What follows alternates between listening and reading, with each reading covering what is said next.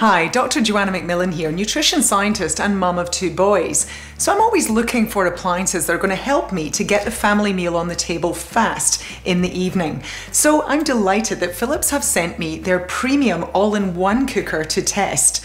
Now this is a pretty sensational machine. Not only can you pressure cook so you can get meals fast, you can slow cook so it cooks all day and it's ready when you get home, but you can also steam and even bake. You can pretty much do anything in this machine.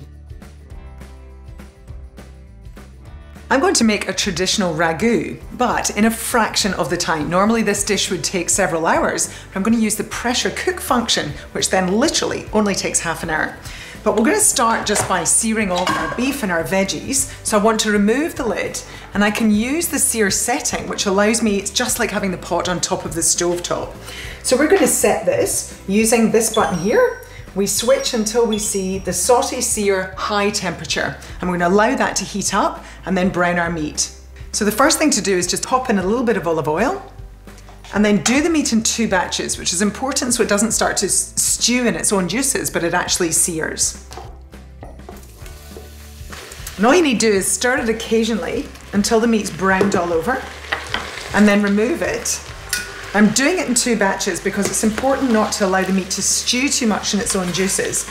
We do just want it to sear on the outside.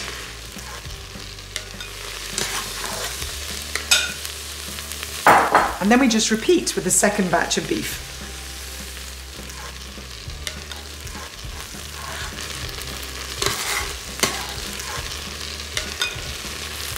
Okay, now we're ready to add the veggies. So a touch more of our extra virgin olive oil.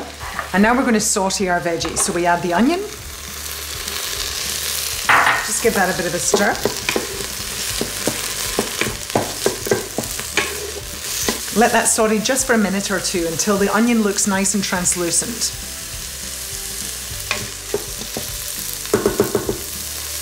Then you're ready to add your other veggies. So we've got some celery, chopped nice and fine, some red capsicum.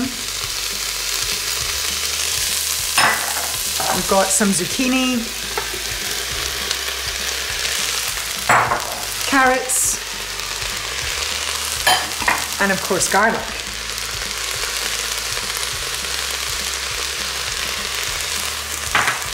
And then just saute the veggies for a few minutes until they're nicely softened.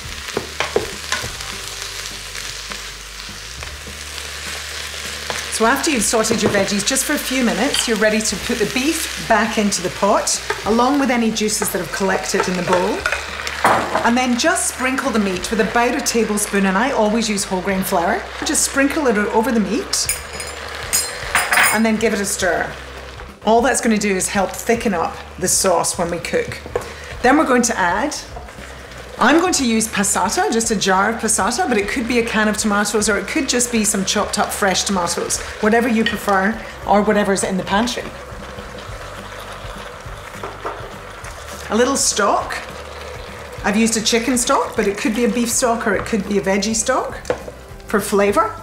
And then the herbs I'm using today, I'm going to pop my dried herbs in now. You always use your dried herbs while it's cooking. Keep the fresh herbs for later, right at the end. So we've got some thyme and some oregano. And a couple of dried bay leaves. And of course, we want to season just with a pinch of salt.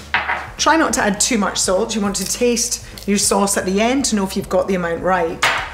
And some freshly ground black pepper. And you could, if you like, put in a splash of red wine or other ingredients. We've got packed with veggies there. Now, the rest we leave up to the machine. Now we want our ragu to be ready really fast, so I'm going to use the pressure cook setting, but the alternative would be to use the slow cook setting and leave it cooking for up to 12 hours. The machine does everything for you. It sets the temperature and it knows the pressure. So you can walk away and leave it and forget all about it until it's ready.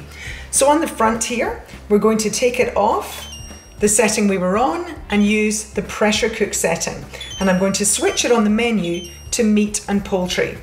Set the cooking time for half an hour and then simply press start and you can walk away and forget. Now the other thing that I love about this machine is that when the cooking time is finished, it will just reduce the pressure on its own and it will keep the food warm until you're ready to eat. So you can see that here, the pressure has already come down. I can see that the floating valve has dropped. I'm going to double check that the pressure's gone simply by opening the seal to vent. I can hear that there's no pressure, so it's safe for me to open the machine. It's completely foolproof. So when I open up, there's my ragu all ready. So all it leaves me to do is I'm just going to add my fresh herbs. So I've got some lovely fresh basil. You might want to put some parsley in there or fresh oregano, anything else you're using. And I like always to get a few extra veggies into my meals. So I'm popping in some baby spinach. And I want that to simply wilt through the hot sauce. So just give it a stir. Check your seasoning at this point. And we are ready to serve. Now I would serve this with a lovely whole grain pasta.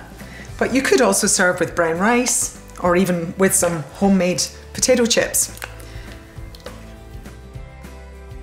So there we go. Now this is one of my kids' favorite meals. It goes down well with everyone in the household. But normally if I do this the traditional way, it takes me several hours. Whereas here, once I've got it into the pot and onto the pressure cook setting, it's ready in 30 minutes. So that's pretty impressive. And you get a perfect result. You walk away, leave it, come back to a succulent, delicious ragu. Innovation anew. Philips.